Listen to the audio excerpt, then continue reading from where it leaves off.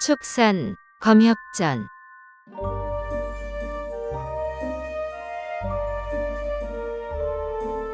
25화 외수 주매. 도균이 주매와 2번 조하고 주매가 법원을 3번 농락하네.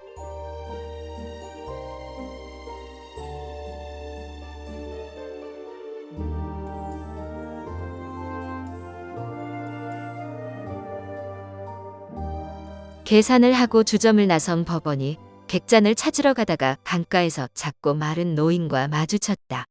술 호리병을 들고 흠뻑 취해 비틀거리던 노인이 정면으로 돌진해왔다. 어찌된 일인지 명실상부 상승무공자인 법원이 노인을 피하지 못했다. 퍽! 노인과 정면으로 부딪힌 법원이 뒤로 후욱 떠밀렸다. 다음 순간 노인이 법원 앞으로 고꾸라지며 난데없이 토악질을 하고는 미안하다는 말도 없이 주랭랑을 쳤다. 법원은 넘어질 뻔한 데다 토사물까지 뒤집어 쓰자 머리끝까지 화가 치밀었다. 당장 검광을 날려 노인의 머리를 박살내고 싶었지만 혹여 우대파 최고 검선이 주정뱅이 노인이나 죽였다는 소문이라도 나면 무슨 망신인가? 눈에 띄지 않는 곳에서 몰래 독수를 날려야겠다 싶어 일단 조용히 뒤를 쫓을 생각이었다. 막 걸음을 때렸는데 달빛이 드리운 길 모퉁이에 웬 사람이 있었다. 자세히 보니 황학로에서 사라졌던 그 청년이었다. 노인을 혼내주려던 생각이 싹 사라져 바로 발길을 돌렸다. 청년은 법원이 쫓아오는 이유를 알기라도 하는지 순식간에 10장 이상 훌쩍 멀어졌다. 청년이 도망가리라고는 전혀 생각지 못해 여유롭게 걷던 법원이 헐레벌떡 달려갔다. 하지만 청년은 이미 온데간데 없고 골목 어귀에서 길이 3갈래로 나뉘어 더는 쫓을 수가 없었다. 허탈하게 돌아서는데 불현듯 노인 얼굴이 낯설지 않다는 생각이 들었다. 내가 누구야? 내의공이 절정에 이르고 검술에 정통한 오대파 대표 검선 법원이야. 두 다리가 태산처럼 묵직해 수만근이 넘는 충격도 거뜬히 버틸 수 있는데 방금 그 술주정뱅이 늙은이한테 부딪혀 쓰러질 뻔하지 않았나? 아무래도 보통 인물이 아니야. 골탕 먹이려고 일부러 부딪힌 것이 틀림없어. 새로 마련한 승복이 토사물에 뒤덮인 꼴을 보자 다시 울컥했지만 어쩔 도리가 없었다. 이미 청년의 행방도 알 수 없었기에 일단 객잔에 방을 잡았다. 젖은 수건으로 옷에 묻은 토사물을 털어내고 불 옆에 널어두었다. 다시 곰곰이 전후 상황을 따져보니 청년과 주정뱅이 노인이 아무래도 한패인 것 같았다. 녀석이 아미파만 아니면 오늘 일은 아무래도 상관없어. 어차피 내 문화에 거두면 아미파가 넘보지 못할 테니까. 하지만 이미 아미파 제자라면 녀석이 공력을 쌓아 검수를 완성하기 전에 제거해야지. 절대 후환을 남겨선 안 돼. 이렇게 생각을 정리한 후 가부좌를 틀고 앉아 한동안 운기조식에 집중했다. 3경쯤 옷이 다 말랐겠다 싶어 입으려는데 볼 옆에 널어둔 승복이 감쪽같이 사라졌다. 진랑에게 받은 은자 10량도 같이 없어졌으니 참으로 난감했다. 법원은 검을 타고 하루에 천리를 날아갈 수 있고 속세의 음식을 완전히 끊지는 않았지만 며칠 정도는 곡기를 끊어도 전혀 허기를 느끼지 않았다. 그러니 속세에서 돈을 쓸 일이 없었다.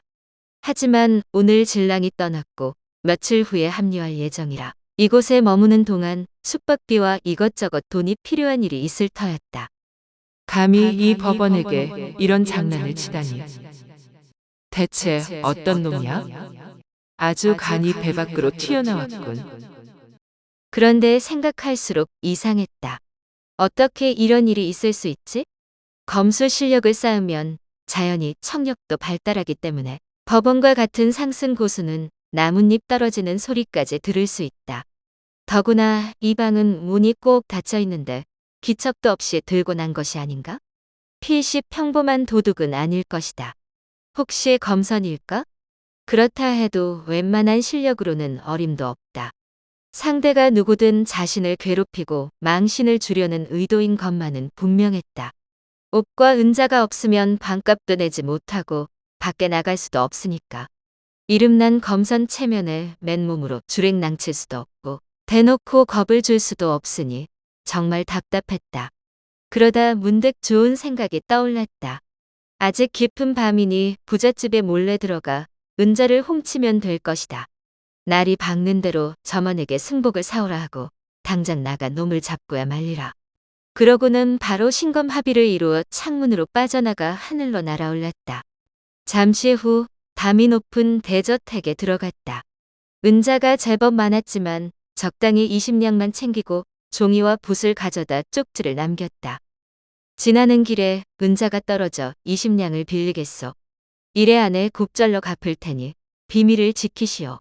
그렇지 않으면 목숨을 거둘 것이오. 법원이 객잔에 돌아와 검광을 거두고 자리에 앉아 맥없이 중얼거렸다. 내가 이런 한심한 짓거리나 하다니. 이때 누군가 허리춤을 더듬는 것 같은 이상한 느낌이 들었다. 고개를 휙 돌리는데 무언가가 얼굴을 덮쳐왔다. 안 돼. 얼굴이 가려 아무것도 보이지 않자 저게 암개라고 생각해 급한 마음에 정신없이 검을 휘두르며 한 손으로 시야를 가린 물건을 떼어냈다. 대단한 법보인 줄 알았는데 부드럽고 가벼웠다. 마구잡이로 휘두른 검에 너덜너덜해진 그 물건은 바로 조금 전에 사라졌던 법원의 승복이었다.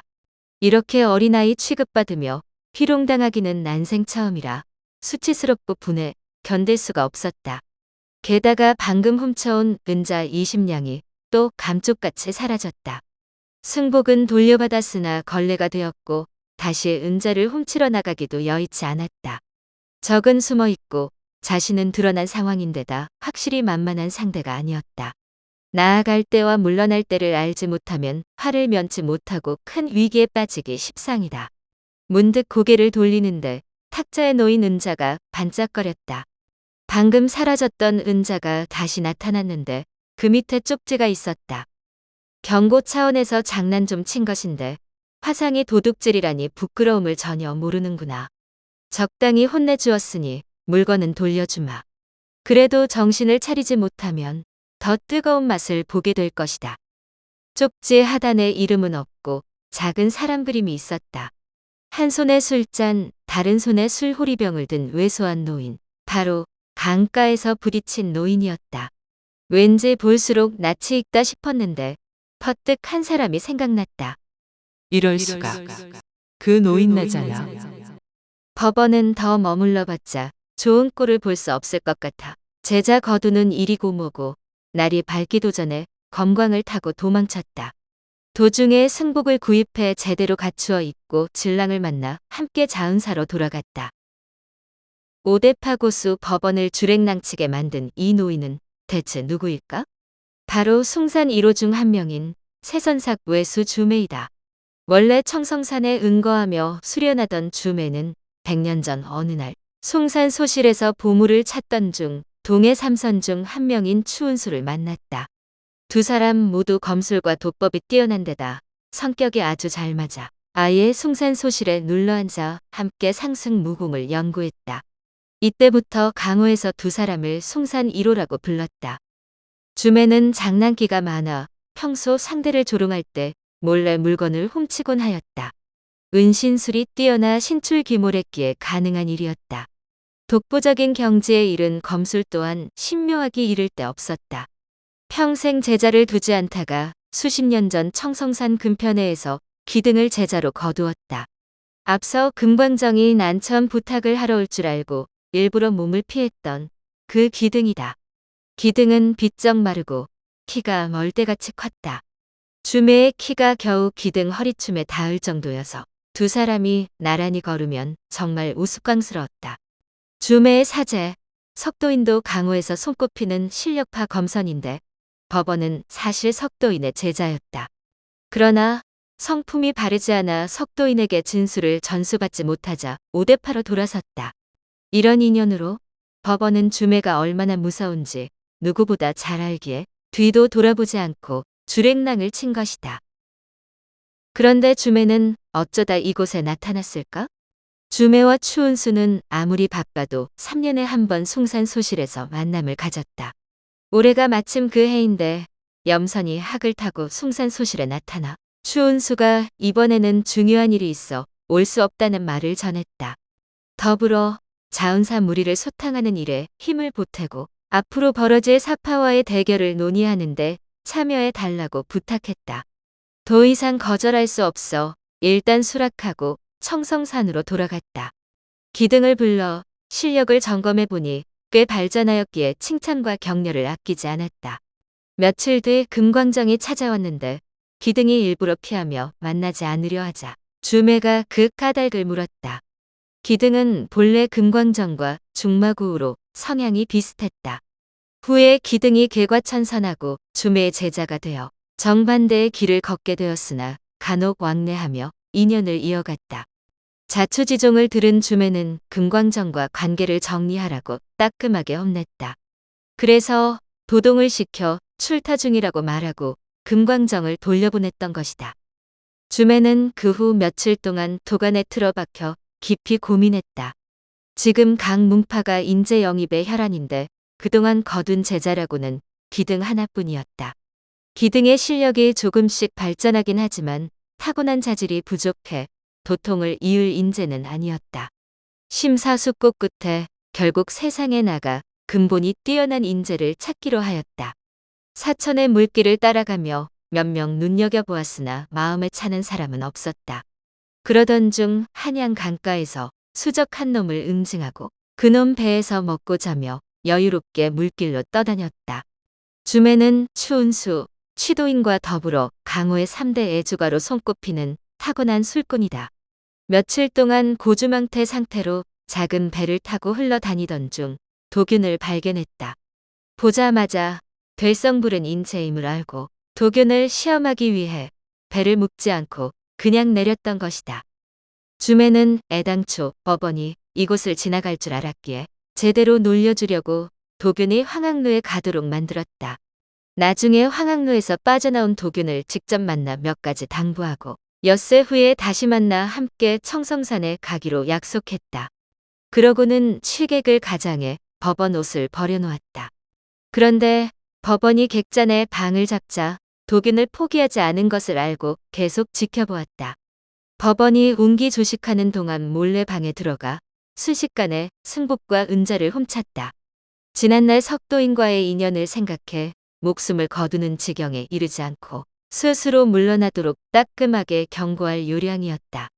그러나 어리석은 법원은 경고를 알아채지 못하고 도둑질까지 저질렀다. 그야말로 구제불능이었지만 승복과 은자를 돌려주고 최후 경고를 적은 쪽지를 남겼던 것이다. 안타깝게도 끝까지 주매의 호의를 알아차리지 못한 법원은 훗날 아미투검에서 비참한 최후를 맞이하고 만다.